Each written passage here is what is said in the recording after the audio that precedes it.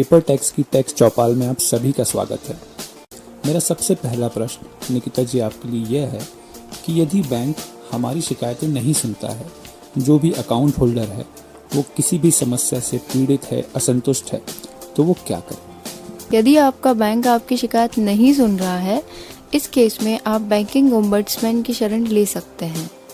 Banking ombudsman, जिसे हम banking Lokpal भी कहते हैं, यह एक ऐसी अथॉरिटी होती है, एक ऐसा प्राधिकरण है जो कि ऐसी समस्याओं का निराकरण करता है जिसका समाधान बैंक अपने स्तर पर करने में असमर्थ होती है या फिर बैंक के समाधान से ग्राहक संतुष्ट नहीं होता है। तो निकिता जी, ये जो बैंकिंग लोकपाल है, जो बैंकिंग ओम्बड्समैन है, यहाँ पर अगर कोई शिकायत करना चाहता है तो उसके क्या क्या तरीके हैं और क्या क्या विकल्प हैं? बैंकिंग ओम्बड्समैन में शिकायत दर्ज कराने के कुछ नियम होते हैं। इसमें सबसे पहला नियम यही है कि आपको अपनी बैंक में ही शिकायत दर्ज करानी होगी।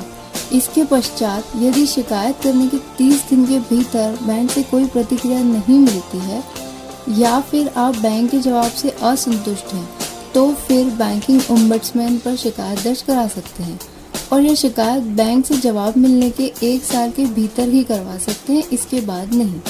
तो निकिता जी, आपने जो समय अवधि बताई है, इसको ध्यान में रखते हुए अगर कोई भी उपभोक्ता अपनी समस्या, अपनी कंप्लेंट फाइल करना चाहता है तो वो किस माध्यम से करेगा, कहाँ पर जाकर करेगा? आप ऑनलाइन या ऑफलाइन, दो में से किसी एक माध्यम से शिकायत दर्ज करवा सकते हैं। यदि आप ऑनलाइन के थ्रू शिकायत करना चाहते हैं तो आरबीआई की वेबसाइट पर जाकर ऑनलाइन फॉर्म सबमिट करके अपनी शिकायत दर्ज कर सकते हैं।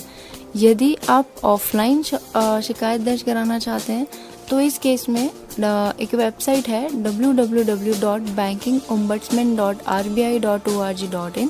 इस पर एक फॉर्म उपलब्ध होता है। उस फॉर्म को डाउनलोड करके उसमें आपका नेम, एड्रेस और आपकी शिकायत से जुड़ी अन्य जानकारी भरकर उसके साथ उसके संबंधित दस्तावेजों को जमा करके आप शिकायत दर्ज करा सकते हैं।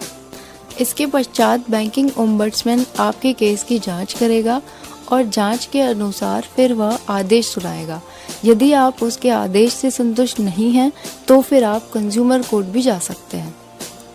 तो दोस्तों, मैं आशा करता हूँ कि निकिता जी द्वारा बताई गई बातों से आपका कुछ न कुछ ज़रूर ज्ञानवर्धन हुआ होगा।